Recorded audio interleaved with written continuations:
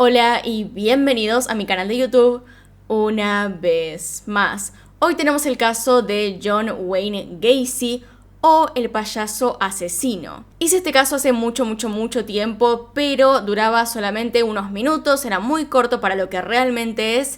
Y lo hice con otra intención, con otro propósito. Esta vez venimos con el caso completo. Por lo tanto, les advierto desde ahora que esto va a durar muchísimo. Es decir, siéntense, prepárense algo porque vamos a estar acá un buen rato. Acá arriba, en la que está en pantalla, pueden ver el resto de mis casos. Y acá abajo tienen mis redes sociales por si quieren seguirme en alguna de ellas. Así que sin más, comencemos.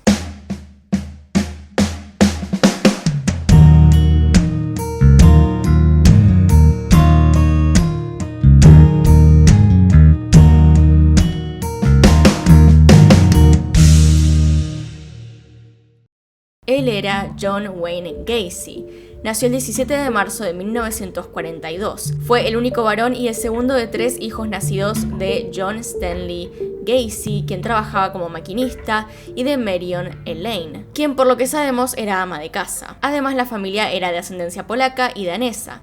John Stanley, el padre de Wayne, también era un veterano de la Primera Guerra Mundial. Con respecto a su infancia podemos decir que había algunos problemas. En principio, de joven sufría de obesidad, por lo que se pueden imaginar que sufría también acoso en la escuela. Él estaba muy unido a sus 2 hermanas y a su madre, quien cariñosamente le llamaba Johnny. Pero era castigado frecuentemente por su padre, un alcohólico que abusaba físicamente de la familia, y solía castigarle pegándole con un cinturón de cuero. Además, abusaba físicamente de su madre, es decir, cada vez que tomaba se enfurecía al punto de comenzar a pegarle a su familia. Antes de continuar, nada de lo que voy a decir justifica lo que pasaría más tarde, pero es bueno saber todo esto y pensar en lo que le pasó para poder llegar a entender mejor por qué una persona podría cometer ciertos actos y qué es lo que lo deriva a ello. Tanto en su infancia como en la adolescencia, se esforzaba por hacer que su padre se sintiera orgulloso de él, pero fueron pocas las veces que ganaba su aceptación. Su padre lo denigraba frecuentemente llamándole a menudo marica, estúpido y niño de mamá. Nada era suficiente para Stanley. Si su hijo hacía lo más mínimo que pudiese ser inconveniente para él, le daba un castigo. Lo golpeaba con objetos de la casa o simplemente con su cinturón. La madre de John intentaba defenderlo de estas situaciones, pero solo empeoraba las cosas. Es por esto que Stanley justamente lo llamaba niño de mamá. Cuando John Wayne Gacy tenía tan solo 9 años de edad, un amigo de la familia, una persona que compartía trabajo con Stanley, abusó sexualmente de él. Esto le provocó a John inconvenientes graves. Evidentemente fue un gran trauma, pero que se reflejó bastante cuando él entró en la adolescencia. Tenía varios problemas sexuales. Durante esa etapa, al inicio de la adolescencia, él estaba particularmente obsesionado con la ropa interior de las mujeres. De hecho, tenía escondido en su casa un paquete o bolsa llena de bombachas, ropa interior de su madre. También llegó a acosar a una compañera de la escuela cuando era chico, junto con un amigo suyo, cosa que hizo otra vez que su padre quisiera golpearlo. John creció acostumbrado a los maltratos de este hombre. Podemos observar que estaría teniendo mucha represión de parte de su padre. Imaginen que no le dijo lo del abuso que sufrió porque pensaba que le echaría la culpa a él, y lo trataría de maneras aún más despectivas, y lo llamaría maricón otra vez, aún más que antes. Por esto y por la época en la que se encontraba, se deduce que sus deseos sexuales estaban muy reprimidos. Tanto así que esto causaría una fijación especial con matar hombres. Pero esa reflexión se la dejo a los psicólogos y psicólogas que estén viendo esto y quieran profundizar. Y acá llegamos a algo recurrente en este tipo de casos, algo que he destacado en videos de otros asesinos, que serían los golpes. Y es que cuando John Wayne Gacy tenía tan solo 11 años, se golpeó en la frente con un columpio, y como consecuencia se le formó un coágulo de sangre en el cerebro que pasó desapercibido hasta la edad de 16 años, cuando comenzó a sufrir desmayos y ataques de epilepsia que lo dejaban hospitalizado muchas veces durante periodos de tiempo en los cuales no podía ir a la escuela. Con otros asesinos, estos golpes al parecer son el comienzo de ataques de epilepsia que definen su infancia y también el cómo otros los perciben. En el caso del Night Stalker, sus compañeros de clase se burlaban de él, así como también su padre. Todas estas personas no querían acercársele. El padre de John Wayne Gacy pensó que esos episodios eran un esfuerzo para dar lástima, como una buena cantidad de casos de asesinos seriales. y le acusó de estar fingiendo. En esos años se le recetaron medicamentos para disolver el coágulo. Una cosa que vemos en la historia de John que sí es muy diferente a los otros asesinos seriales, algo que destaca es que le gustaban los animales. Lo primero que piensa una persona cuando le dicen payaso asesino es que mataba a niños, y no era así, sino todo lo contrario. Al parecer, entretener era algo que disfrutaba muchísimo, así como también cuidar animales. Es decir, la parte del payaso que vamos a ver dentro de un tiempo, la disfrutaba. Asistió a 4 colegios diferentes, pero acabó abandonando cada uno de ellos y nunca se graduó por el tema de sus hospitalizaciones constantes, además de una condición en el corazón que tenía desde muy chico y que por supuesto había también hecho su vida escolar aún más difícil. A Gacy le hacían bullying por todo, porque tenía obesidad, porque no podía hacer ejercicio, porque no le iba bien en la escuela. No tuvo la mejor experiencia posible. Luego de esto, a sus 18 años, se volvió un demócrata que quería ser partícipe activo de la política. Quería ser un candidato o meterse más a fondo en este mundo. Consideren además para contexto que para ese momento eran los 60s. Su padre era por cierto un republicano, así que mucho no le gustó la idea, pero como su hijo ya era mayor de edad, no podía hacer nada. Lo que sí hizo fue darle un auto. Sin embargo, este no era ningún regalo. John lo tenía que pagar. En principio, esto con el auto no tenía mucho sentido, pero si quería castigarlo por cualquier cosa, lo que hacía su padre era sacarle las llaves de lo que sería su auto, supuestamente. Debido a que evidentemente no tenía una buena relación con su padre y este quería controlarlo, decidió irse sin el auto, dejarlo y con él las peleas. A la edad de 20 años entonces, siguiendo el consejo de su padre, dejó su casa y se mudó a Las Vegas, Nevada, donde trabajó en una funeraria durante 3 meses antes de volver a Chicago. La razón por la que volvió a Chicago es un poco horrible. Una noche trabajando en la funeraria, donde por cierto dormía, abrió uno de los ataúdes donde se encontraba un adolescente y se acostó con él, con el cuerpo del adolescente muerto. Se acostó al lado. Un tiempo después de pasar ahí, al lado de su cuerpo, abrazándolo, le entró miedo, le dio pánico y se quiso volver inmediatamente a su casa, a la casa de sus padres. Una vez en Chicago se inscribió y se graduó en la Northwestern Business College, a pesar de no tener el secundario completo. Al parecer esto no fue un problema, aunque nunca se especifica cómo lo hizo. Obtuvo un puesto directivo mientras era aprendiz en la compañía de zapatos Nunn Bush, poco después de graduarse. En 1964 se mudó a Springfield, Illinois, para trabajar como vendedor. Allí conoció a su compañera Marlene Myers y se casaron en septiembre de ese año. Después de terminar su periodo de aprendiz, ascendió a encargado del departamento. Fue muy activo en diferentes organizaciones de Springfield, se unió a Jaycees y ascendió a vicepresidente en el 65. Según un estudio del profesor de sociología de la Universidad de Alabama, Dennis L. Peck, John Wayne contrajo nupcias en 1964 y debido a sus problemas sexuales muy rara vez conseguía una erección, y en una ocasión que la consiguió engendró a su hija. Aquel año también tuvo su primera experiencia homosexual. Recordemos que Gacy era una persona muy reprimida por todo lo que le había dicho su padre. John se mudó a Waterloo, Iowa, donde fue gerente de un restaurante de la cadena Kentucky Fried Chicken, perteneciente a la familia de su esposa. En esa época todo parecía ir bien. Incluso su padre se había disculpado con él por tratarlo de marica, diciendo que estaba orgulloso de que tuviera una familia. Como dije antes, en realidad había algunos problemas. John Wayne Gacy no estaba contento o satisfecho con su vida, pero la aprobación de su padre al parecer valía la pena. Es en este tiempo entonces que comienza a actuar en esos deseos sexuales que tenía reprimidos. Al principio había intentado pagar por sexo, pero eso no era suficiente. Claramente John tenía una posición que le permitía tener poder por sobre otros, era gerente, podía contratar y despedir, por lo tanto contrataba adolescentes, gente muy joven con la excusa de que eran mejores para trabajar ahí y les daba cierto trato especial. En ese trato había alcohol gratis, un lugar en su casa para poder relajarse y que el jefe sea un poco más cariñoso de lo que debía ser. John solía emborracharlos o al menos darles un poco de alcohol antes de insinuárseles. La clave es que una vez que lo rechazaban, todo eso era simplemente una prueba. Solo estaba probando lo que harían, su ética, la ética de los jovencitos que contrataba. Entonces claramente les insinuaba cosas, intentaba que le hicieran ciertos favores y una vez que decían que no pasaba nada. Él no era gay ni nada por el estilo y tampoco quería abusar de ellos. Pero junto con esto vinieron los primeros avances sexuales en menores de edad.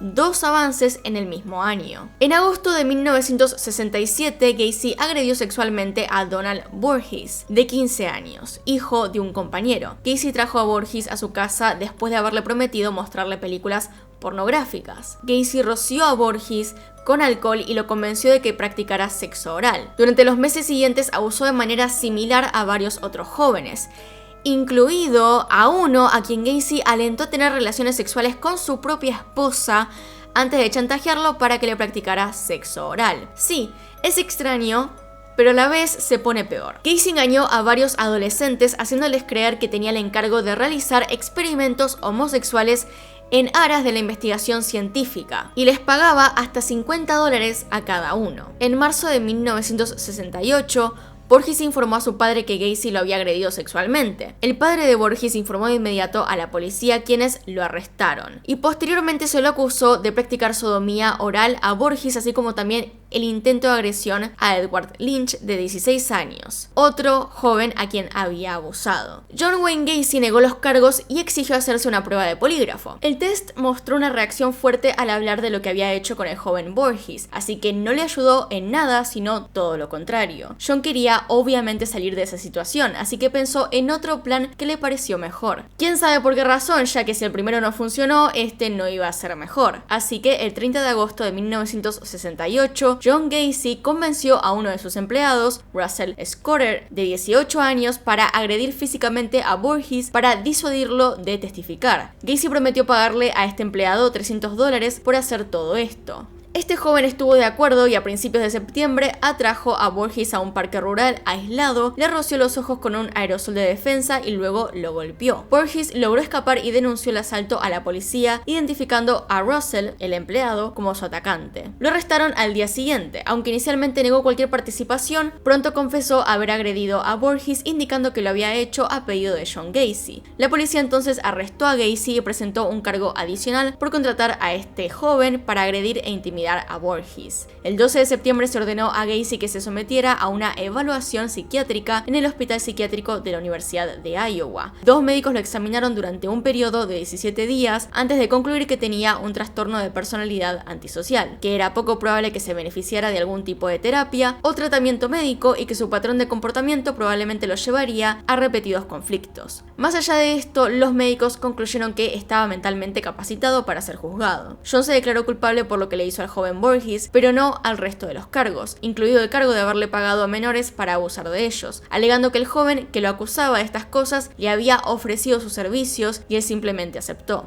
No le creyeron. Su primer matrimonio terminó después de ser declarado culpable por abuso sexual a menores en 1968. El mismo día en el que terminaron de sentenciarlo, su esposa pidió el divorcio. John Wayne Gacy debía pasar 10 años en prisión en la penitenciaría de Anamosa, pero después de 18 meses recluido, salió en libertad condicional el 18 de junio de 1970, debido a su buen comportamiento. Pasó poco más de un año en lugar de 10. Le redujeron la condena a absolutamente nada, permitiendo que siguiera cometiendo crímenes como habían dicho los doctores que lo examinaron. Unos genios. Se sabe que consiguió un aumento en la paga diaria de los reclusos en el comedor de la prisión y que supervisó varios proyectos para mejorar las condiciones dentro de este lugar. Incluso una vez supervisó la instalación de un campo de minigolf en el patio de recreo. Así que por todo esto decidieron que estaba bien dejar que se fuera. El día de Navidad de 1969, el padre de Gacy murió de cirrosis hepática. Cuando le dieron la noticia fue un gran golpe para Gacy. Más allá de todo lo que pasó con él, más allá de todo el trauma que le causó, igualmente lo sufrió muchísimo. Aclaró de todos modos que su esposa se fue y la corte no solo le dio el divorcio, sino también la completa custodia de sus hijos, así que él no volvió a ver a su familia nunca. Su padre murió, no tenía hijos que ver, su esposa se fue, así que se podría decir que no estaba en la mejor situación. Después de abandonar la cárcel, se mudó nuevamente a Illinois, debía quedarse con su madre y tenía un toque de queda. No podía estar afuera después de las 10 de la tarde. Pasados unos años, ya en el 71, compró una casa en Norwood Park Township. Allí estableció su propio negocio de construcción, PDM Contracting.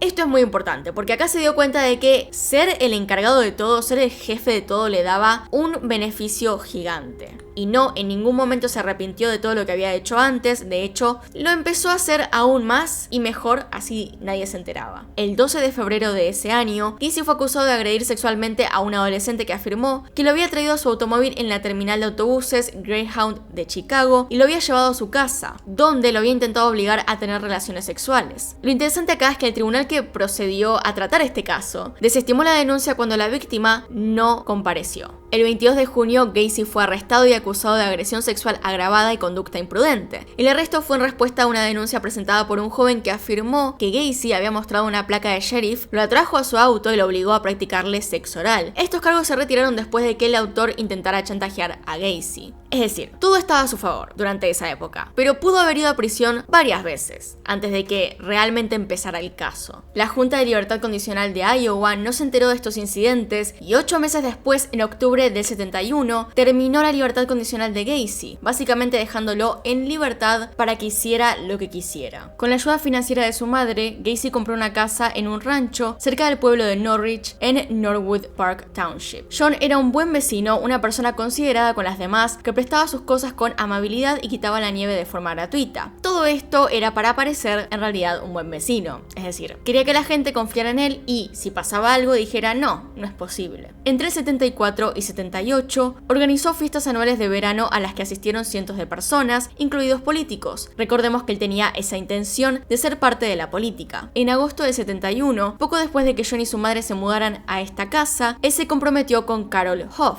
una divorciada con 2 hijas pequeñas. Se casaron el 1 de julio de 1972. Las 3 se mudaron a esta casa y la madre de John se fue un tiempo después. Pasaron así unos años en los cuales se podría decir que Gacy estuvo tranquilo hasta el 75, cuando John le dijo a Carol que era bisexual y que no volverían a tener relaciones. La razón detrás de esto no está muy clara, pero desde ese momento había impuesto una separación entre ellos. Empezó a pasar la mayor parte de las tardes fuera de casa, solo para regresar a primera hora de la mañana con la excusa de que había estado trabajando hasta tarde. Carol observó a John llevar a varios adolescentes a su garage y encontró pornografía gay y billeteras e identificaciones de hombres dentro de la casa. Así que le preguntó qué era todo eso y por qué hacía esas cosas. John Gacy le dijo que no era asunto suyo. Ese mismo año, claramente Carol le pidió el divorcio, aunque siguió viviendo con él durante un tiempo. Y es acá donde entra en acción entonces el plan de los contratistas de PDM, que sería la empresa que Gacy formó para ser el jefe.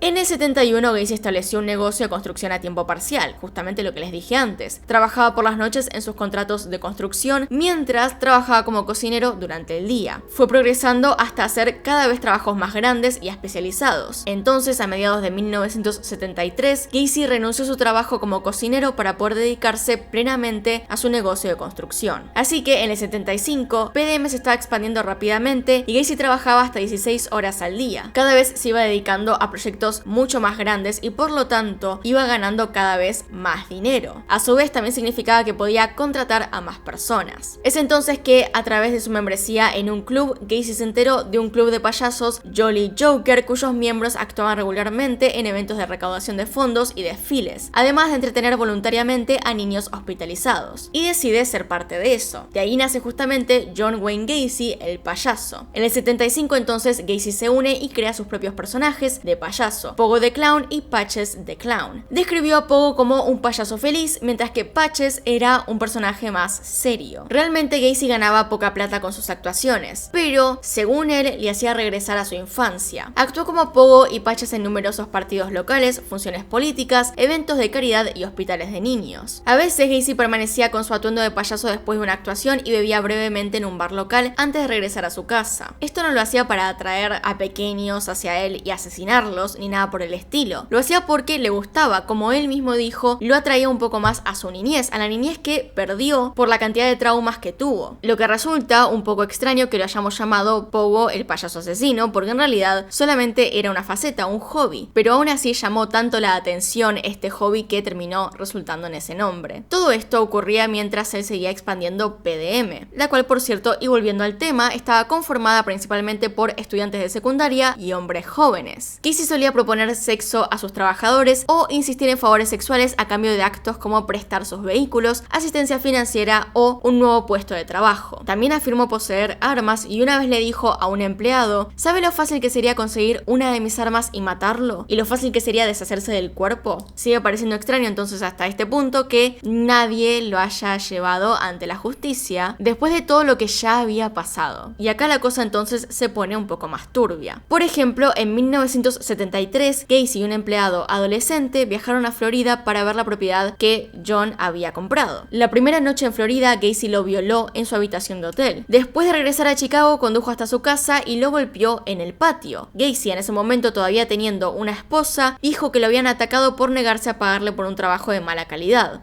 En mayo de 1975, Gacy contrató a Anthony Antonucci, de 15 años. En julio del 75, Gacy fue a la casa de Antonucci, los dos bebieron una botella de vino y luego vieron una película antes de que Gacy tirara a Antonucci al suelo y le esposase las manos a la espalda. Una de las esposas estaba suelta y Antonucci se soltó un brazo mientras Gacy estaba fuera de la habitación. Cuando él volvió, Antonucci, que era un luchador de la escuela secundaria, se abalanzó sobre él. Tiró a Gacy al suelo, obtuvo las llaves de las esposas y le esposó las manos a la espalda. Al principio Gacy amenazó a Antonucci, luego se calmó y prometió irse si le quitaba las esposas. Lamentablemente Antonucci estuvo de acuerdo y Gacy se fue. Recordaría más tarde lo que Gacy le dijo: no solo eres el único que se quitó las esposas, sino que me las pusiste.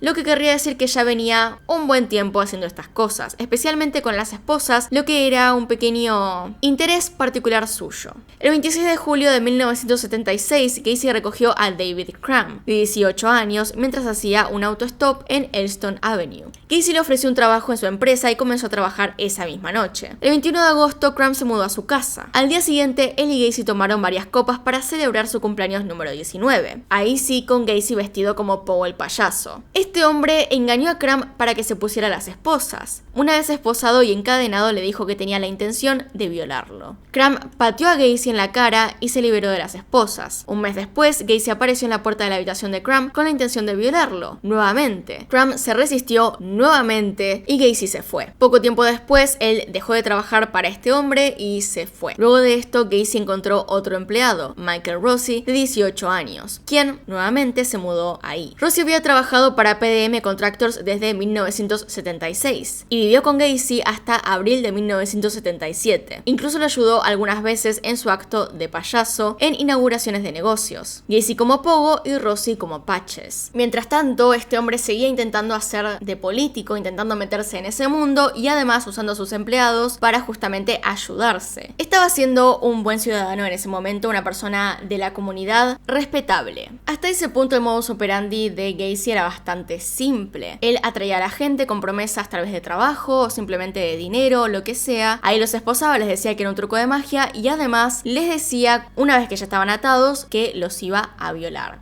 En total, de lo que sabemos hasta ahora, asesinó a por lo menos 33 hombres, jóvenes y adolescentes y enterró a 26 de ellos en el sótano de su casa. Por lo general, Gacy atraía a una víctima, usualmente buscaba a personas nuevas en el lugar, personas que estuvieran distraídas y solitarias, gente que realmente pudiese depender de él o de lo que les pudiese dar. Aunque la mayoría de las veces le gustaba hacer las cosas de una persona por vez, hubo noches en las cuales mató doble, es decir, 2 víctimas asesinadas en la misma noche. También intentaba convencer a jóvenes de que era un oficial de policía para meterlos en su Oldsmobile negro y ahí forzarlos a hacerle cosas. Y la mayoría de las víctimas fueron asesinadas entre las 3 y las 6 de la mañana. Lo increíblemente aún más perturbador que todo lo que ya dije es que después de las muertes, Gacy generalmente almacenaba los cuerpos de las víctimas debajo de su cama hasta por 24 horas antes de sacarlos para poder enterrarlos. Vertía cal viva en el lugar donde los enterraba para acelerar el proceso de descomposición de las víctimas. Algunos eran incluso embalsamados. El primer asesinato conocido de Gacy ocurre el 2 de enero del 72. Según Gacy, después de una fiesta familiar, decidió conducir hasta el Civic Center para ver una exhibición de esculturas de hielo, antes de atraer a un joven de 16 años llamado Timothy Jack McCoy, desde la terminal de autobuses Greyhound de Chicago hacia su auto. Gacy llevó a McCoy a un recorrido turístico por Chicago y luego lo llevó a su casa con la promesa de que podría pasar la noche y volver a la estación a tiempo para tomar su autobús. Según lo que dijo Gacy, este era más bien bien un relato de defensa propia, ya que se encontró al chico en la puerta de su dormitorio con un cuchillo y eso derivó en defenderse, tirarlo al suelo y apuñalarlo repetidas veces, mientras se sentaba sobre él, que era una cosa que después harían el resto de sus víctimas. Lo que en realidad pasó y lo que cuenta Gacy después es que McCoy había preparado la comida para los dos y había subido a la habitación con el cuchillo para despertar a Gacy. Era un cuchillo de cocina que simplemente llevaba porque había estado cortando las cosas para el desayuno. Gacy enterró a McCoy en su sótano y luego cubrió su tumba con una capa de concreto. Según lo que él dijo, el hecho de haberlo matado le había traído un orgasmo mental. Y entonces se dio cuenta, según él, que la muerte era la máxima emoción. Y bueno, y a partir de ahí repitió esto con muchas personas. El segundo asesinato también le fue importante ya que le dio una nueva información que lo ayudaría a ocultar las víctimas durante más tiempo. Y es que en el 74 tomó a un chico que está hasta ahora sin identificar, lo estranguló y luego colocó el cuerpo en su ropero antes del entierro. Gacy declaró más tarde que los fluidos corporales de la víctima se filtraron de su boca y la nariz, manchando su alfombra. Como resultado, Gacy metía con regularidad trapos de tela o su propia ropa interior en la boca de las víctimas para evitar que esta filtración volviera a ocurrir. Gacy cometió la mayoría de sus asesinatos entre el 76 y el 78. Aunque durante ese tiempo se mantenía sociable y tranquilo, varias personas notaron cambios erráticos en su comportamiento después de su divorcio en el 76. Esto incluyó verlo en compañía de hombres jóvenes, escuchar la llegada o salida de su auto en las primeras horas de la mañana, o ver las luces encendidas y apagadas en su casa en las primeras horas. Más tarde, una vecina recordó que durante varios años los sonidos de gritos y llantos apagados y agudos la habían despertado repetidamente a ella y a su hijo por la madrugada. Ella identificó que los sonidos provenían de una casa adyacente a la de ellos, cerca de donde vivía Gacy en ese entonces. Un mes después de que finalizara su divorcio, Gacy secuestró y asesinó a un joven de 18 años llamado Darrell Sampson. Fue visto con vida por última vez en Chicago el 6 de abril de 1976. Gacy lo enterró debajo del comedor con un trozo de tela alojado en su garganta. Cabe aclarar además que el lugar donde enterraba los cuerpos era un espacio entre la casa y el suelo debajo. Es este espacio vacío que queda en muchas casas, algo como lo que están viendo ahora, un lugar que él básicamente tenía como cementerio alrededor de toda la casa, de distintos cuartos. 5 semanas después de este asesinato, en la tarde del 14 de mayo, Randall Reffett, de 15 años, desapareció mientras caminaba a casa desde la escuela secundaria St. Horas después de que Gacy secuestrara a este adolescente, Samuel Stapleton, de 14 años, desapareció mientras caminaba a su casa desde el departamento de su hermana. Iban desapareciendo adolescentes y claramente esto no pasó desapercibido. Ambos jóvenes fueron enterrados juntos en este espacio de la casa y se cree que ambas víctimas fueron asesinadas la misma noche. Lo que sucede a continuación es una seguidilla de casos en los que Gacy secuestra adolescentes, los mata y los esconde. La realidad es que esta parte se la pueden saltear hasta este minuto porque es más o menos todo lo mismo. Lo que deben tener en cuenta es que varios adolescentes trabajaban con él. Sabían que algo raro pasaba, los mató y su casa básicamente estaba llena de cuerpos. Además de que algunos de estos casos tenían cosas que ver con Gacy de una u otra forma. Él quedó conectado a muchas de estas personas, lo que más tarde haría mucho más fácil reconocer quiénes eran sus víctimas. El 3 de junio, Gacy mató a Michael Boning. 10 días después, Gacy asesinó a un joven de Uptown de 16 años llamado William Carroll y lo enterró en una fosa común. Carroll parece haber sido la primera de 4 víctimas que se sabe que fueron asesinadas entre el 13 de junio y el 6 de agosto del 76. 3 tenían entre 16 y 17 años y una víctima de asesinato no identificada parece haber sido un adulto. El 5 de agosto se sabe que un joven de Minnesota de 16 años llamado James Hackinson llamó por última vez a su familia. Gacy lo atrajo, lo asesinó y enterró en el patio debajo del cuerpo de Rick Johnston, quien fue visto con vida por última vez el 6 de agosto de ese año. Se cree que Gacy asesinó a otros 2 hombres no identificados entre agosto y octubre de 76. El 24 de octubre, Gacy secuestró y mató a sus amigos adolescentes Kenneth Parker y Michael Marino. 2 días después, un trabajador de 19 años llamado William Bundy desapareció después de informar a su familia que iba a asistir a una fiesta. Bundy murió asfixiado. Gacy enterró el cuerpo debajo de su dormitorio principal. En diciembre de este mismo año, otro empleado de PDM, Gregory Goldsick, de 17 años, desapareció. Su novia lo vio por última vez fuera de su casa después de una cita. Goldsick había trabajado para PDM durante solo 3 semanas antes de desaparecer. Antes de esto, sin embargo, le había informado a su familia que Gacy le había hecho cavar trincheras en busca de algún tipo de baldosa de drenaje en este espacio donde enterraba gente, lo cual obviamente simplemente él no sabía. Sus padres y su hermana mayor Eugenia contactaron a Gacy sobre la desaparición de Gottsick. Gacy afirmó que se había escapado de su casa, habiendo indicado antes que deseaba hacerlo. Gacy también afirmó haber recibido un mensaje en su contestador automático de parte de Gottsick, poco después de la desaparición. Cuando se le preguntó si podían ver el mensaje en cuestión, si podían escucharlo, Gacy dijo que lo había borrado. El 20 de enero del 77, Gacy atrajo a John Sick, de 19 años, a su casa. Más tarde confesó haber estrangulado a Sick en su habitación de invitados. Al día siguiente llevó a Rosie a su casa y le vendió el auto de este joven por $300. Entre diciembre del 76 y marzo del 77 se sabe que Gacy mató a un hombre adulto no identificado. Como al resto, lo enterró en este espacio en su casa. El 5 de julio, Gacy mató a Matthew Bowman, de 19 años, de Crystal Lake. Al mes siguiente, Rosie fue arrestado por robar combustible mientras conducía el auto de John Sick, el joven que ya estaba muerto. El encargado de la estación de servicio donde ocurre esto anotó la placa y la policía rastreó el auto hasta la casa de Gacy. Cuando se le preguntó, Gacy dijo a los oficiales que Sick le había vendido el auto en febrero, diciendo que necesitaba este dinero para salir de la ciudad. La policía no siguió investigando acerca de esto, pero le dijeron a la madre de Sick que habían encontrado el auto y que al parecer su hijo lo había vendido. A fines de 1977 se sabe que Gacy había asesinado a 6 jóvenes más entre las edades de 16 años y 21. La primera de estas víctimas fue Robert Gilroy, de 18 años. Este joven vivía a tan solo 4 cuadras de Gacy. Fue asesinado y enterrado en el sótano. El 12 de septiembre, Gacy había volado a Pittsburgh para supervisar un proyecto de remodelación y no regresó a Chicago hasta 4 días después. Debido a que esto significa que Gacy no estaba en el momento en el cual Gilroy desapareció, se piensa que tenía cómplices, asistentes que hacían el trabajo sucio por él. 10 días después de que Gilroy desapareciera, un ex marín de los Estados Unidos de 19 años llamado John Mowery desapareció después de salir de la casa de su madre para caminar hacia su departamento. Gacy estranguló a Mowery y enterró su cuerpo debajo del dormitorio principal.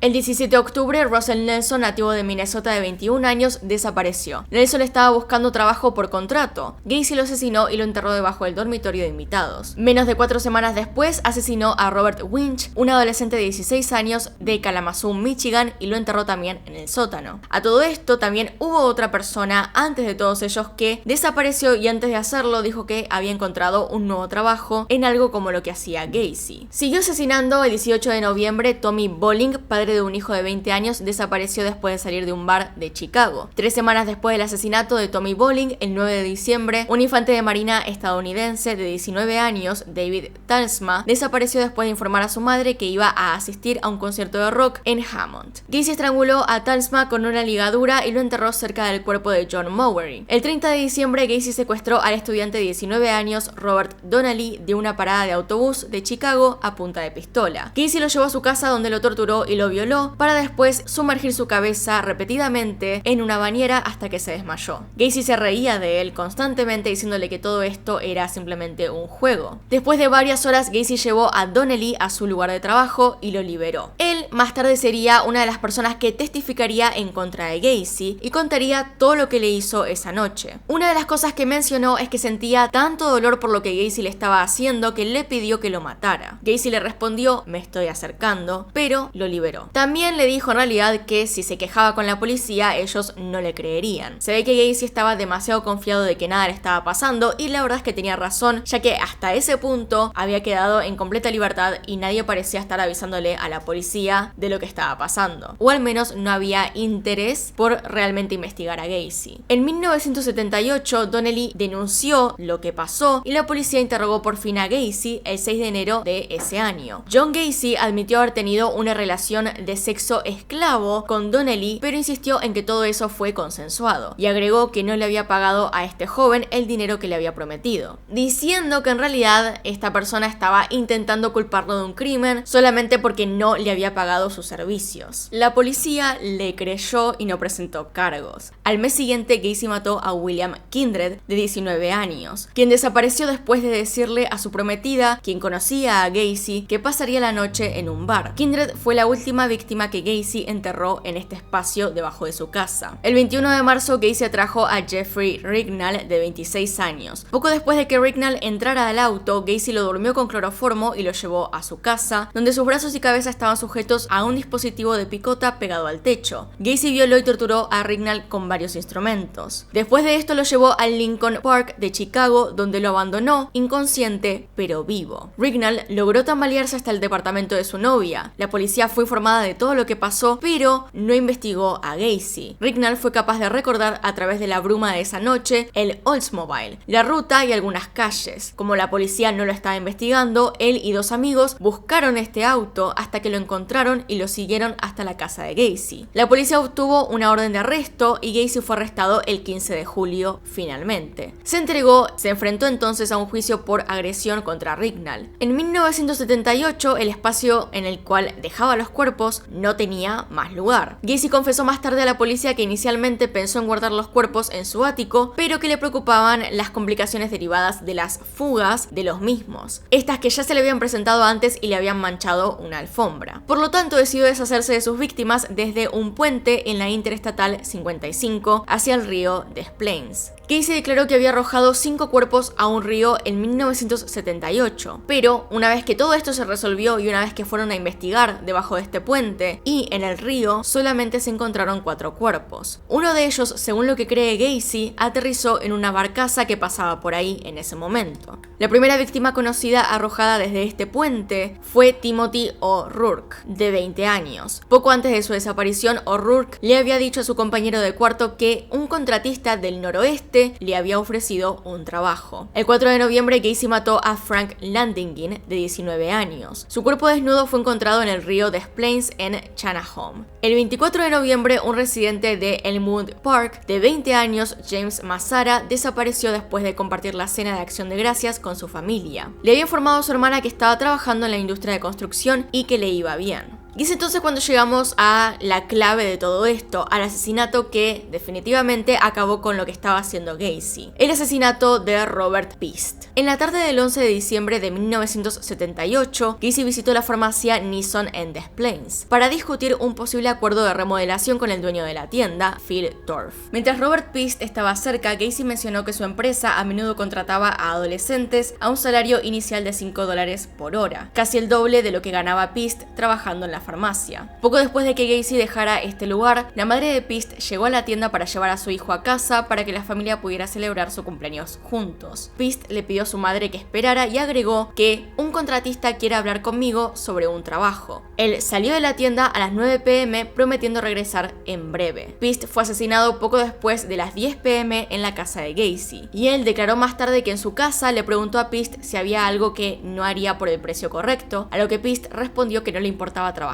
duro. En respuesta, Gacy se le insinuó diciendo que podía ganar buen dinero. Luego, Gacy engañó a Pist para que se pusiera las esposas con todo este juego de que era una sorpresa, de que era un truco de magia, y después de que se las puso, le dijo: te voy a violar y no puedes hacer nada al respecto. A todo esto mientras Pist comenzaba a llorar. Gacy también admitió haber recibido y contestado una llamada telefónica de negocios mientras Pist agonizaba en el suelo. Este sería el error fatal de Gacy por haber secuestrado a una persona que sí tenía a su familia cerca, quienes evidentemente se preocuparon cuando Pist no volvió a su casa e hicieron la denuncia a la policía. El teniente Joseph Kosenczak, cuyo hijo asistió a la escuela secundaria Maine West como Pist, decidió investigar más a Gacy. Habló con la madre de Pist la mañana del 12 de diciembre. Kosenczak se convenció de que Pist no se había escapado de su casa. Después de esto, una verificación de rutina de los antecedentes penales de Gacy reveló que tenía un cargo de agresión pendiente en su contra en Chicago y había cumplido una sentencia de prisión en Iowa por la sodomía de un adolescente de 15 años. Kosenczak y 2 policías de Des Plaines visitan a Gacy en su casa una noche más tarde. Gacy indicó en ese momento que había visto a 2 jóvenes trabajando en la farmacia y que le había preguntado a uno de ellos, que creía que era Pist, si había algún material de remodelación detrás de la tienda. Sin embargo, se mantuvo firme en que no le había ofrecido trabajo a Pist y que solamente había regresado a la farmacia poco después de las 8 p.m, ya que había dejado su agenda en la tienda. Gacy tuvo que ir a la estación de policía para poder dar su testimonio con respecto a este asunto y llegó cubierto de barro alegando que había estado involucrado en un accidente automovilístico. Al regresar a la comisaría ese mismo día, Gacy negó cualquier implicación en la desaparición de Pist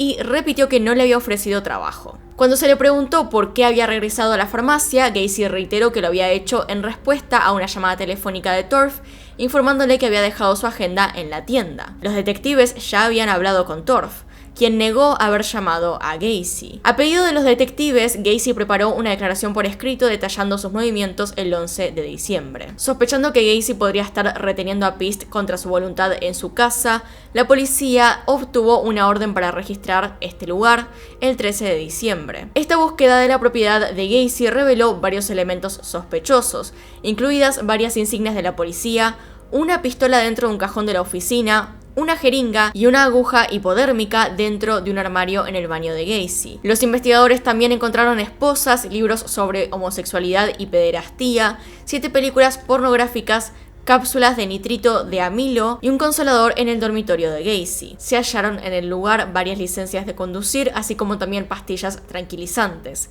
Se encontró una parca azul con capucha encima de una caja de herramientas dentro del cuarto de lavado y ropa interior demasiado pequeña para caber en Gacy. En uno de los dormitorios, los investigadores encontraron una clase de anillo de 1975 de la escuela secundaria de Maine West, grabado con las iniciales JAS. También recuperaron un recibo de la farmacia Nisson de un bote de basura, junto con una sección de cuerda de nylon. La policía confiscó también el Oldsmobile de Gacy y otros vehículos de trabajo de PDM. Asignaron 2 equipos de vigilancia de 2 hombres para monitorear a Gacy en forma rotativa de 12 horas, mientras continuaban la investigación sobre sus antecedentes y su posible participación en la desaparición de Pist. Al día siguiente, los investigadores recibieron una llamada telefónica de Michael Rossi, quien informó de la desaparición de Gregory Godzik y del hecho de que otro empleado de PDM, Charles Hattula, había sido encontrado ahogado en un río de Illinois a principios de ese año. En una entrevista con la ex esposa de Gacy, se enteraron de la desaparición de John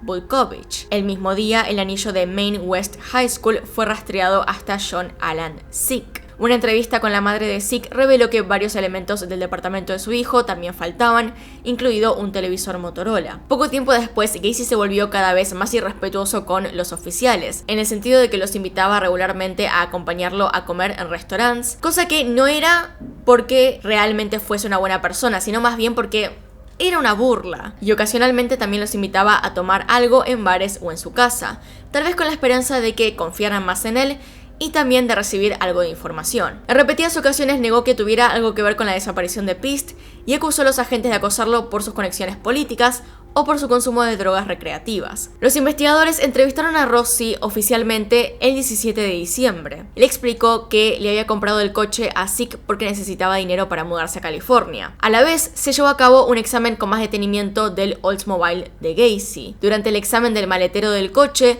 los investigadores descubrieron un pequeño grupo de fibras que podrían haber sido cabello humano. También se realizó una prueba con 3 perros de búsqueda, entrenados para determinar si Pist había estado presente en alguno de los vehículos de Gacy. Uno de los perros se acercó al Oldsmobile y se acostó en el asiento del pasajero, en lo que el guía del perro informó a los investigadores era una reacción de muerte, lo que indica que el cuerpo de Pist había estado presente en el vehículo. Gacy siguió invitando a los detectives a comer con él y el 18 de diciembre los invitó a otro restaurante donde, durante el desayuno, habló de su negocio, sus matrimonios y sus actividades como payaso registrado. En un momento de la conversación, Gacy comentó: "Sabes, los payasos pueden salirse con la suya". Para ese momento, Gacy comenzaba a mostrar signos de tensión debido a la vigilancia constante. Estaba sin afeitar, parecía cansado, ansioso y bebía mucho. Esa tarde se dirigió a la oficina de sus abogados para preparar una demanda civil de $750,000 contra la policía de Des Plaines, exigiendo que dejaran de vigilarlo. El mismo día, el número de serie del recibo de la farmacia Nisson que se encontró en la cocina de Gacy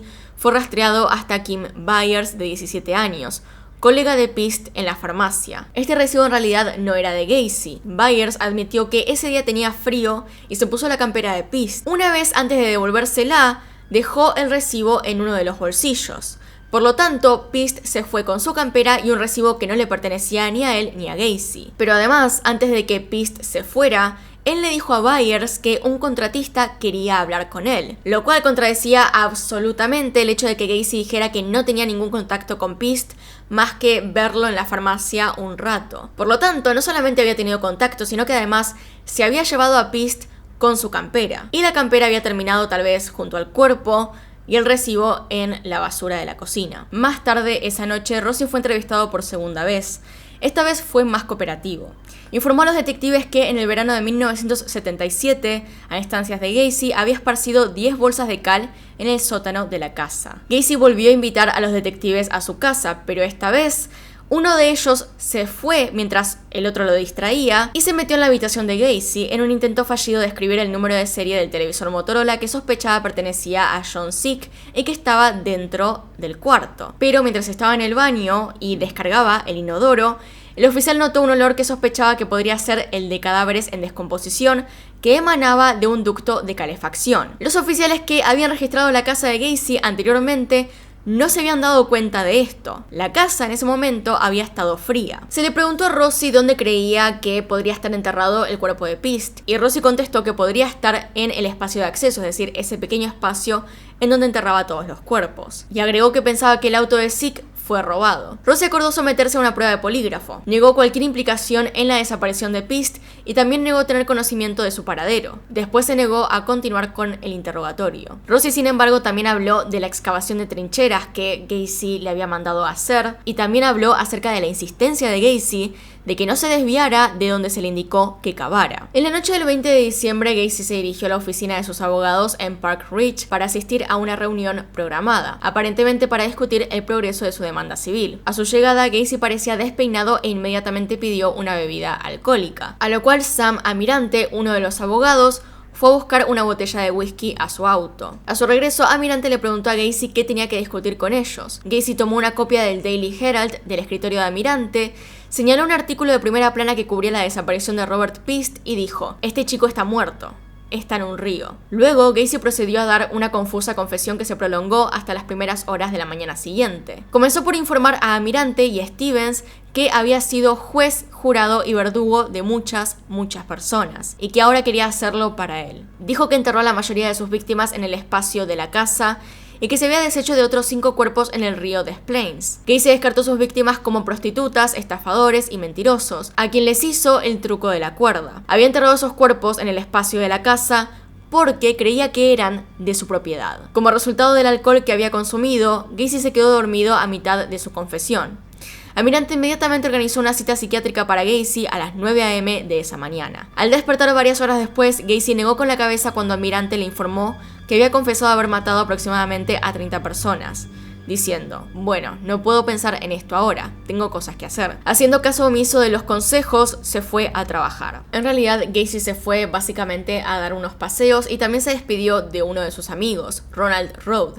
Él sabía que el ir a la cárcel era inevitable para él y pensaba que lo iban a matar. Se despidió de Ronald diciendo: "He sido un chico malo, maté a 30 personas, más o menos". Gacy dejó a Road y condujo hasta la casa de Cram para reunirse con él y Rossi. Ambas personas habían dado testimonios en contra suyo con la policía. Mientras conducía por la autopista, los oficiales de vigilancia notaron que tenía un rosario en la barbilla, rezando mientras conducía. Después de hablar con estos dos jóvenes, Gacy hizo que Cram lo llevara a una reunión programada con el abogado Leroy Stevens. Mientras Gacy hablaba con él, Cram informó a los oficiales de vigilancia que Gacy les había dicho a él y a Rossi que había confesado a más de 30 asesinatos con sus abogados la noche anterior. Luego, Gacy hizo que Cram lo llevara al cementerio Maryhill, donde estaba enterrado su padre. Los detectives de vigilancia le informaron a la policía lo que estaba pasando con Gacy y la posibilidad de que quisiera quitarse la vida. Así que en ese momento fue arrestado por posesión y distribución de cannabis, para poder mantenerlo bajo custodia. El 21 de diciembre se concedió una segunda orden de registro para la casa de Gacy.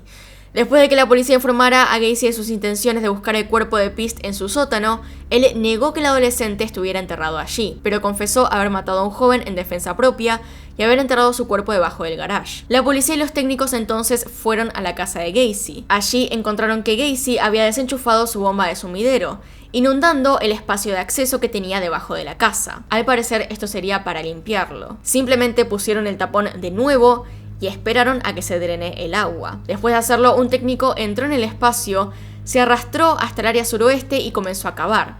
En cuestión de minutos había descubierto carne podrida y un hueso de un brazo humano. Las víctimas estaban demasiado descompuestas como para ser pist. Cuando más tarde se desenterró el cuerpo descubierto en la esquina noroeste, un técnico de la escena del crimen descubrió el cráneo de una segunda víctima junto a este cuerpo. Poco a poco las excavaciones iban dando con más y más víctimas. Después de ser informado de que la policía había encontrado restos humanos en su espacio de acceso y que ahora enfrentaría cargos de asesinato, Gacy dijo a los oficiales que quería aclarar las cosas y agregó también que sabía que su arresto era inevitable. En las primeras horas de la mañana del 22 de diciembre y en presencia de sus abogados, Gacy brindó una declaración formal en la que confesó haber asesinado a aproximadamente 30 jóvenes, todos los cuales según él habían ingresado a su casa voluntariamente. Algunas víctimas fueron mencionadas por su nombre, pero Gacy afirmó no conocer o recordar la mayoría de los nombres. Gacy también afirmó haber cavado solo 5 de las tumbas de las víctimas en este lugar e hizo que sus empleados, incluido Gregory Godzik, a quien mató después, cavaran las trincheras restantes para que él tuviera tumbas disponibles. En enero de 1979, había planeado ocultar los cadáveres aún más, cubriendo todo el espacio de acceso con hormigón. Cuando se le preguntó específicamente sobre Pist, Gacy confesó haberlo traído a su casa y haberlo estrangulado la noche del 11 de diciembre. También admitió haber dormido junto al cuerpo de Pist esa noche, antes de deshacerse del cadáver en el río. De camino a la comisaría, había sufrido un accidente de tráfico menor tras deshacerse de Pist. Su vehículo se había salido de una carretera cubierta de hielo y tuvo que ser remolcado desde su ubicación. Para ayudar con la búsqueda de las víctimas enterradas debajo de la casa, Gacy dibujó un diagrama aproximado de su sótano para indicar dónde estaban enterrados cada uno de los cuerpos. 26 cuerpos fueron desenterrados del espacio de acceso de Gacy durante la semana siguiente. 2 más fueron desenterrados más tarde en otro lugar de su propiedad. Todas las víctimas encontradas en este lugar estaban en un avanzado estado de descomposición. 23 de estas personas fueron identificadas a través de registros dentales, con otras 2 víctimas identificadas por trauma esquelético. Se concluyó que 12 de las víctimas encontradas en la propiedad murieron no por estrangulamiento sino por asfixia. Finalmente, la casa vacía de Gacy fue demolida en abril del 79. Gacy fue llevado a juicio el 6 de febrero de 1980 acusado de 33 asesinatos. A petición de la defensa, Gacy pasó más de 300 horas con médicos en el Centro Correccional Menard el año antes a su juicio. Se sometió a una variedad de pruebas psicológicas ante un penal de psiquiatras para determinar si era mentalmente competente para ser juzgado. Gacy intentó convencer a los médicos de que padecía un trastorno de personalidad múltiple. Afirmó tener 4 personalidades: el contratista trabajador, el payaso, el político activo y un policía llamado Jack Hanley, a quien se refirió como Bad Jack. Cuando Gacy se confesó a la policía, afirmó estar contando los crímenes de Jack, quien detestaba la homosexualidad y que veía a los prostitutos como escoria débil, estúpida y degradada. La defensa optó porque Gacy se declarara no culpable por razón de locura de los cargos en su contra. 3 expertos psiquiátricos en el juicio testificaron que lo encontraron esquizofrénico, paranoico, con personalidad múltiple. Los fiscales que presentaban el caso, sin embargo, decían que él estaba acuerdo y que tenía el control total de sus acciones. Para apoyar este argumento, se presentaron varios testigos, quienes hablaron sobre la premeditación de las acciones de Gacy y los esfuerzos que hizo para escapar de la detección. Estos médicos refutaron las afirmaciones de los otros médicos de la defensa sobre múltiples personalidades y locura. Cram y Rossi testificaron que Gacy les había hecho cavar zanjas de drenaje y esparcir bolsas de cal en su espacio de acceso, lo que quería decir que estaba activamente ocultando los hechos, es decir, estaba de acuerdo cuando les mandó a cavar las cosas y estaba de acuerdo cuando los mandó a tirar la cal para deshacerse de los cuerpos más rápido. También se sugirió en un momento que la causa de la muerte en realidad era por asfixia erótica accidental, pero la verdad es que eso no se podía probar de ninguna manera, así que seguía siendo asfixia y en todo caso los enterró ahí de todas formas. Jeffrey Ricknell describió todo lo que Gacy le había hecho e incluso llegó a vomitar durante uno de los exámenes que le tuvieron que hacer. El 29 de febrero, Donald Borges, a quien Gacy agredió sexualmente, testificó sobre su terrible experiencia y los intentos de Gacy de disuadirlo de testificar, pagando a otro joven para que lo rociara con gas pimienta en la cara y lo golpeara. Borges se sintió incapaz de testificar, pero lo intentó durante un tiempo hasta que pidió simplemente parar. Robert Donnelly testificó la semana después de Borges, relatando su terrible experiencia en manos de Gacy en diciembre de 1977. Durante la 5ª semana del juicio, Gacy escribió una carta personal al juez Garipo solicitando la anulación del juicio por una serie de razones, entre ellas que no aprobó la declaración de locura de sus abogados, que sus abogados no le habían permitido comparecer como testigo, como él supuestamente había querido, que su defensa no había llamado a suficientes testigos médicos y que la policía estaba mintiendo con respecto a las declaraciones verbales que supuestamente había hecho a los detectives después de su arresto. El juez Garipo le contestó que a ambos abogados no se les había negado la oportunidad ni los fondos para convocar a testigos expertos a declarar y que, según la ley, tenía la opción de declarar y era libre de indicarlo al juez si así lo deseaba. Así que el juicio siguió. El 11 de marzo comenzaron los alegatos finales de los abogados, de la acusación y de la defensa, concluyendo al día siguiente. El abogado Sam Amirante habló por la defensa. Amirante se opuso al testimonio de los médicos que habían testificado por la acusación, citando reiteradamente el testimonio de los 4 psiquiatras y psicólogos que habían testificado en nombre de la defensa. Amirante también acusó a Sullivan de apenas referirse a las pruebas presentadas a lo largo del juicio en su propio argumento final, y de despertar odio contra Gacy. El abogado defensor intentó presentar a Gacy como un hombre impulsado por compulsiones que no podía controlar, alegando que no se pudo demostrar que Gacy estaba cuerdo. En apoyo de estos argumentos, la defensa se refirió al testimonio de los médicos que habían comparecido para la defensa. Luego, Amirante instó al jurado a dejar de lado cualquier prejuicio que tuviera contra su cliente y pidió que emitieran un veredicto de no culpable por razón de locura. Agregó que Gacy era peligroso, que necesitaba ayuda psicológica y también que su comportamiento sería benéfico para la ciencia, para poder estudiarlo. William Kunkel continuó defendiendo la acusación. Kunkel se refirió al argumento de la defensa de la locura como una farsa, argumentando que los hechos del caso demostraban la capacidad de Gacy para pensar lógicamente y controlar sus acciones. Kunkel también se refirió al testimonio de uno de los médicos que había examinado a Gacy en el 68 y había concluido que era una personalidad antisocial, capaz de cometer delitos sin remordimientos y con pocas probabilidades de beneficiarse de un tratamiento psiquiátrico, afirmando que contaba con las recomendaciones de este médico. Si alguien hubiese prestado atención a estos detalles, Gacy no habría sido liberado. El jurado deliberó durante menos de 2 horas y encontró a Gacy culpable de 33 cargos de asesinato.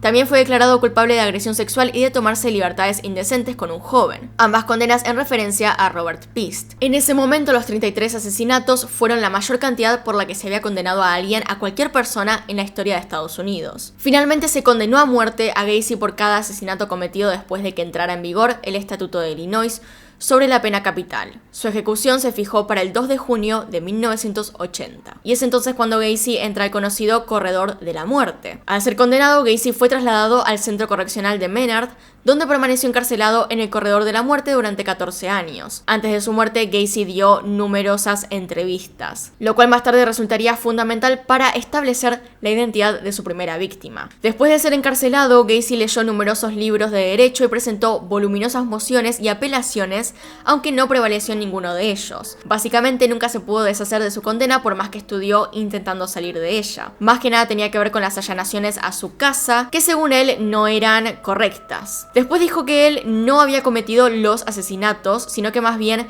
sabía de algunos de ellos, pero que los otros 28 habían sido cometidos por empleados que tenían llaves de su casa, mientras él estaba fuera, en viajes de negocio, lo cual contradecía todo lo que ya había dicho. Sabía muy bien de todas las víctimas, así que no podía simplemente continuar con esa farsa. Gacy se libró varias veces de la inyección letal, intentando apelar, intentando postergar la condena, pero finalmente no lo logró del todo. En el 93, Gacy hizo su última apelación y en el 94 le confirmaron que la fecha establecida formalmente era para el 10 de mayo de ese año. Por lo tanto, la mañana del 9 de mayo de 1994, Gacy fue trasladado al Centro Correccional Stateville en Crest Hill para ser ejecutado. Esa tarde del 9 de mayo se le permitió un picnic privado en los terrenos de la prisión con su familia y para su última comida Gacy pidió un cubo de KFC, una docena de camarones fritos, papas fritas, fresas frescas y una Coca-Cola Light. Esa noche oró junto con un sacerdote católico antes de ser escoltado a la cámara de ejecución de Stateville para recibir una inyección letal. Hubo una complicación que tardó 10 minutos en ser resuelta y más tarde se le dio la inyección letal a Gacy. La realidad es la que dice William Kunkel al final, y es que tuvo una muerte mucho más fácil que cualquiera de sus víctimas. Su declaración final a su abogado antes de su ejecución fue que matarlo no compensaría las pérdidas de otros, y que el Estado lo estaba asesinando. Se informó que sus últimas palabras habladas fueron «Bésame el trasero». En las horas previas a la ejecución de Gacy, una multitud estimada de más de 1000 personas se reunió fuera del centro correccional. Una mayoría abierta se manifestó a favor de la ejecución, aunque también estuvieron presentes varios manifestantes contra la pena de muerte. Después del fallecimiento a las 12:58 am del 10 de mayo de 1994, le extirparon el cerebro. Está en posesión ahora mismo de Helen Morrison, una testigo de la defensa en el juicio de Gacy, quien además ha entrevistado a otros asesinos seriales en un intento por aislar los rasgos de personalidad comunes de los sociópatas violentos. Lo que quedó del cuerpo de John Wayne Gacy fue incinerado. Finalmente, hace ya unos cuantos años, en el 2011, se reanudaron los esfuerzos por identificar a las víctimas faltantes. Se formaron perfiles completos de ADN de cada una de las víctimas no identificadas y se siguieron con los esfuerzos por identificarlas. Hasta el momento se logró identificar a 2 víctimas más. La víctima más reciente en ser identificada fue James Hutchinson, de 16 años, anteriormente conocido como el Cuerpo 24, quien fue identificado en julio del 2017 mediante pruebas de ADN. Y este es el final del caso. Por ahora se tiene la mayoría de la gente ya identificada, se están haciendo esfuerzos por seguir con el ADN y probarlos contra gente que desapareció durante esa época. Pero además hay algo que quiero destacar acá que me parece importante decir ahora, que en realidad no justifica nada y que solamente lo quiero aclarar, y es que la mayoría de las veces cuando se ven posts acerca de John Wayne Gacy se habla de niños. El término está un poco mal usado, porque en realidad eran adolescentes en adelante. Y si bien parecería no tener importancia, igualmente sí la tiene cuando se hace el perfil de esta persona. Es decir, no atacaba niños, atacaba adolescentes en adelante, que no es lo mismo. Y lo digo porque este término realmente se usa en cada uno de los artículos que he visto acerca de este hombre. Se usa el término niños y no eran niños, eran adolescentes, eran preadolescentes y adolescentes en adelante y jóvenes adultos. Me parece un detalle importante hablando de un payaso asesino porque dice mucho de esa persona y de su pasado y de cómo tomó todas las cosas en su vida. Así que bueno, díganme qué opinan ustedes. ¿Qué opinan acerca de este caso? Acerca de la muerte de John Wayne Gacy. Hay gente que cree de los dos lados que merecía morir de esa forma o que merecía morir de una forma lenta en la cárcel. De todos modos, creo que hubiese muerto de manera lenta en la cárcel, ya que hasta ese punto no había podido simplemente sacar su condena, no pudo en ningún momento apelar exitosamente esta condena. Así que bueno, díganme abajo en los comentarios qué opinan y qué otros casos quieren ver en el canal. Esto fue muy largo, fue demasiado largo, la verdad que ya quiero descansar un poco. Debía este caso, lo tenía que hacer, así que ya lo hice, ya lo terminé y acá lo tienen los que lo pedían. Así que espero estén satisfechos. Sin nada más que decir, acá están los Patreons y los miembros del canal. Gracias por apoyarme a través de esos medios. Acá tienen un video nuevo, acá tienen un video recomendado. Se pueden suscribir haciendo clic en mi cara. Y nos vemos en otro video. Adiós.